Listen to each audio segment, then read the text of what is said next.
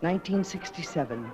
The Queen Mary, perhaps the greatest lady to ever sail the Atlantic, crossed from New York to Southampton, England for the last time.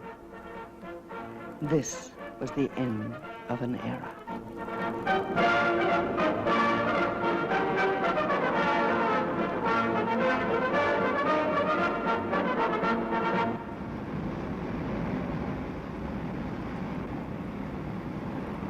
A rampart of a ship, long as a street and lofty as a tower, ready to glide in thunder from the slip and shear the sea with majesty of power.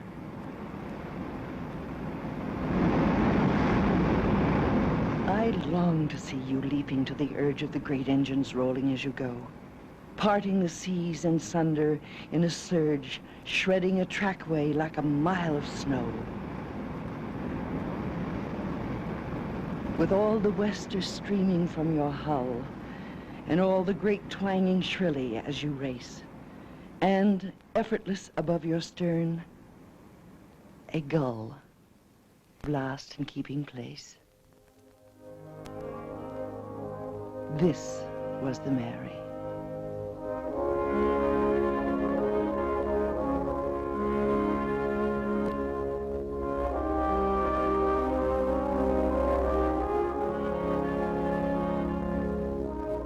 I'm Joan Crawford, and like so many others, my daughter Christina and I knew and loved the Mary. What a great, great lady she was. That's why we came to wish her a final bon voyage.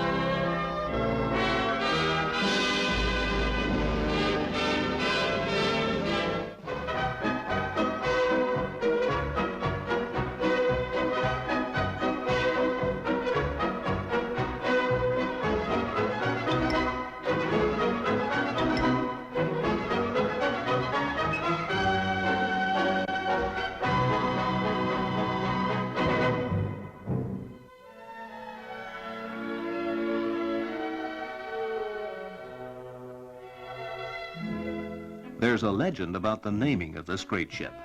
It was the time of King George V and Queen Mary of England. But the Cunard people, whose ship it was, decided to use the name Queen Victoria.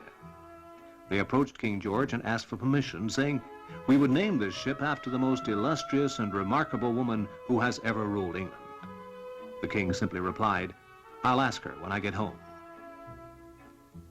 I am happy to name this ship the Queen Mary. I wish this ship to her and all to say.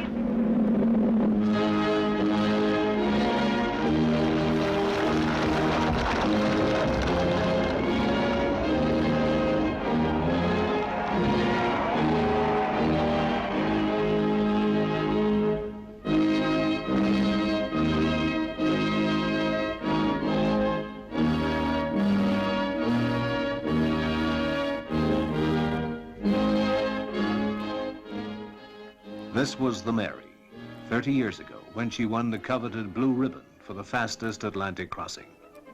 She retained this honor for 16 years.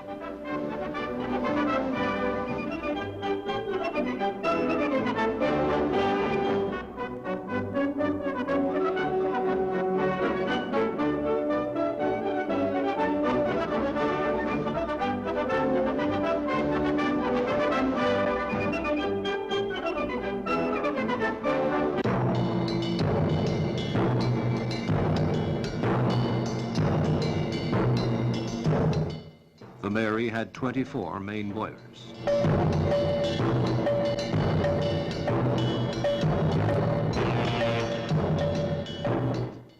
Temperatures 3 degrees Fahrenheit.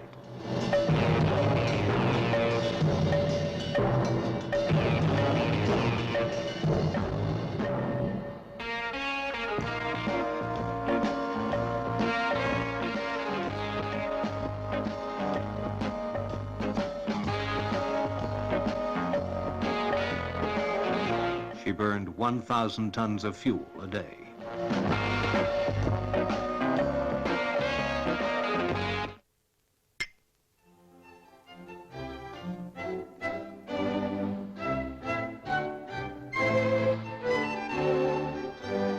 When you've been with a ship for 30 years, it becomes a little difficult to say goodbye.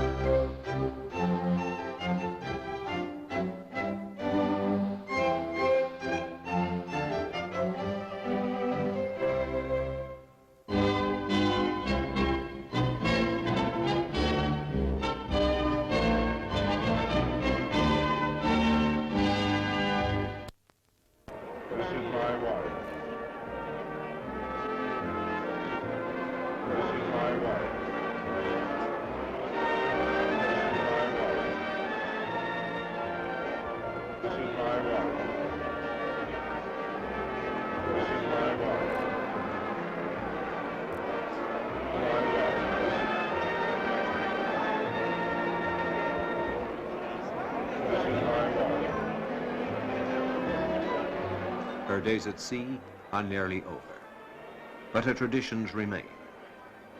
The captain of the Mary and his wife are formally introduced to the first-class passengers.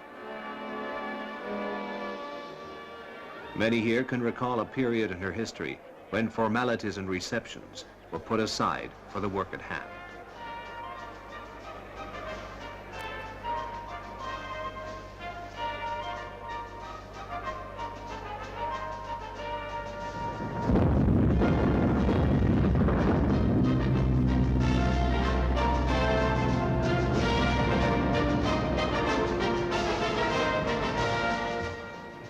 The last reception was a time to toast her past, to the great lady and those she served.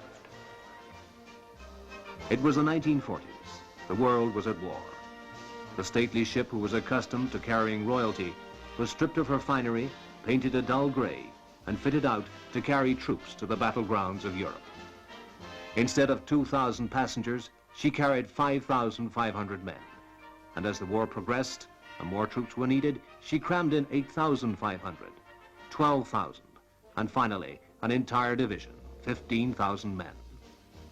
She sailed unescorted as she was 3 times as fast as a submerged U-boat. During the whole of the war, her crew never saw action. Her guns were never fired at any enemy. I come to you straight from a visit to the fleet. It was on the Queen Mary that Winston Churchill examined the detailed plans for the invasion of France for the first time. It's been said the troop-carrying services of the Queen Mary and her sister ship, the Queen Elizabeth, shortened the war by 1 full year.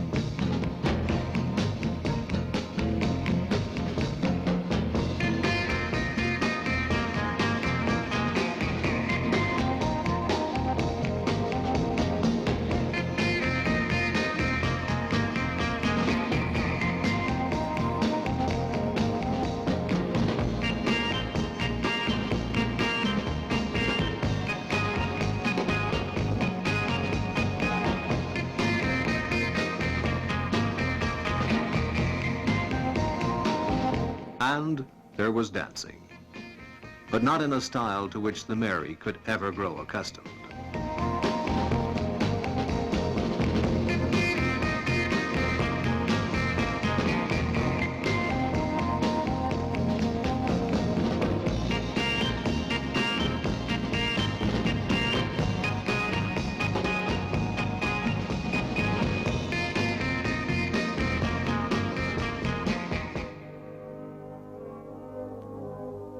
What I want to say chiefly is to thank you all you lovely people for coming and giving us such a fine, rousing, final crossing of the Atlantic. You really made this ship come to life again.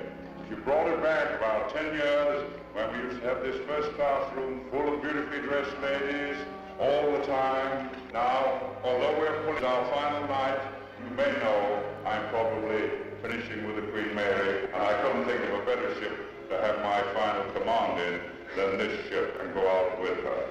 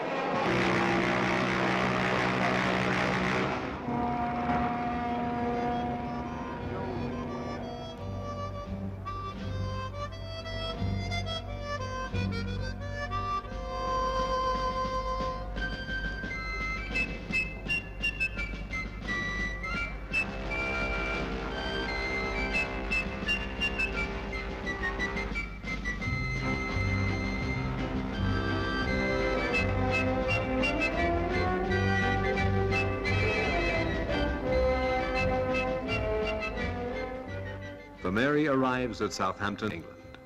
She has made 1,001 crossings. She has served, and served well, for 31 years.